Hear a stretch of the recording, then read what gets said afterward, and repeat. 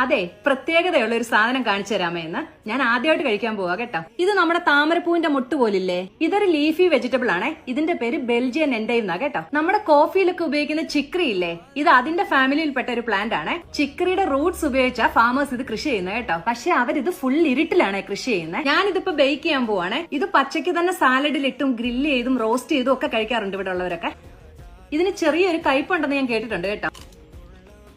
ഉണ്ട് കേട്ടോ, ചെറിയൊരു കയ്പുണ്ട്. കുറച്ച് ഒലിവ് ഓയിൽ ഒന്ന് ഒഴിച്ചു കൊടുക്കാമേ. ക്രഷ്ഡ് ചില്ലിയാണ്. നമുക്ക് ഇഷ്ടമുള്ള ഏതെങ്കിലും ഒരു സീസണിങ് മുകളിൽ വെതറി കൊടുക്കാം. ഞാനിത് അവനിൽ വെച്ച് ഒരു 15 മിനിറ്റ്സ് ഒന്ന് ബേക്ക് ചെയ്തെടുത്തിട്ട് വരാം. ഇനി ഒരു സാധനം കൂടി ഇത് ചേർക്കാനുണ്ട് കേട്ടോ.